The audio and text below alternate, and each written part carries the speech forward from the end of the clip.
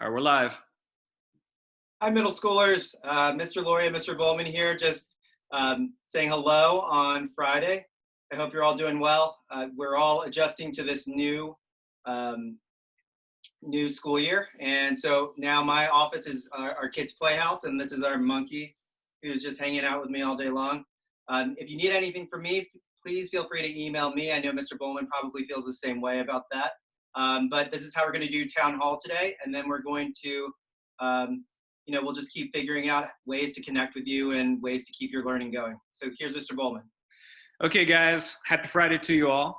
I am sitting at my kitchen table, of course, as you can see behind me and things like that. There's the wall. Talking to Mr. Laurie here on a little app called Zoom. We're going to record it and try and upload it. If this doesn't work, precursor, I'll give you a quick heads up that we'll probably put something on YouTube and I'll put an invitation out to you. First of all, Miss Mellinson is interested in putting up a new picture of wall of dog photos in the library. So if you have any dog photos or interesting photos you're snapping of you and your animals while you're at home during this interesting time, please send it over to jmellinson@scdsstudent.org. Second, make sure you're checking in on Cavnet because you want to make sure you have your assignments and what's going on there.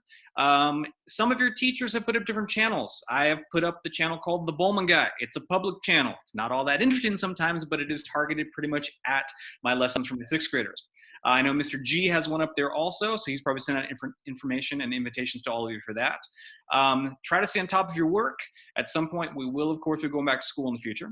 And if you have any questions, make sure you try to communicate with your teachers or myself, Mr. Loria. Remember, mine, of course, is ebowman@sacscds.org, or the ebowman@scdsstudent.org works too. We hope you guys have a great weekend coming up. And just in case you're wondering about all these meals we're having at home and things like that, tonight I am having cilantro lime shrimp tacos, at least as long as the shrimp lasts before we run out of them all. And I got to eat those tortillas before they go bad too. All right, Mr. Laurie, how about you? Do you have any plans for dinner tonight? Dinner tonight. We haven't gotten that far, but we had nachos last night, which was a big hit in our That's a house. good one. We're All right.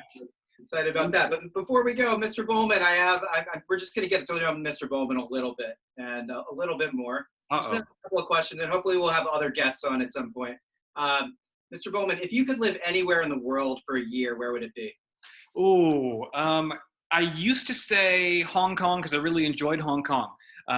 But now I might say a deserted island somewhere in the middle of the Pacific where there's all my wants and needs, including a high-speed internet connection, or the high mountains somewhere where there's not a lot of people around. So it's definitely changed my perception of things. Yeah. Well, so here's one related to food. We were just talking about dinner. What's the weirdest food you've ever eaten? Oh, fried silkworms. Crunchy on the outside, squish on the inside. They like to call it a burst of flavor in every bite. I don't really agree with them, but yeah, I ate that when I was living in China back in '97. My first I saw that they come in like Chinese meal. cans, right? What's that? They come in cans, right?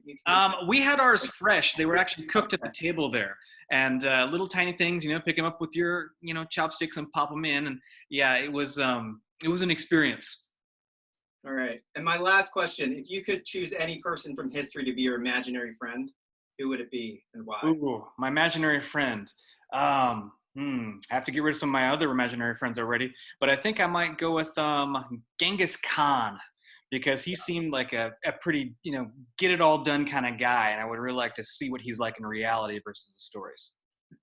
Well, thanks for sharing, Mr. Bowman. I hope you all have a good weekend, and Mr. Bowman and I'll be back at some point next week to talk to you again. For sure. Okay.